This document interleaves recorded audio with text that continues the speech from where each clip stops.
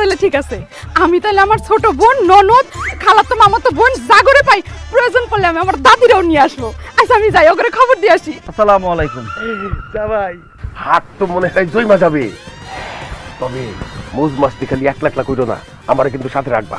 আপনার তো কথাবার্তা ঠিক নেই। আপনি বলেন যে আপনার পাশে বসে বসে খালি বুঝমাস্তি করবেন, আমি কি বসে খালি দেখবো? আচ্ছা ভাইজান, আমি যদি একলা একলা আপনাকে গরুর হাটে আসি তাহলে কি আমার জন্য এক্সট্রা কোনো সুযোগ সুবিধা আছে? সেটা আপনার চেহারা সুরতের উপর ডিপেন্ড করতেছে।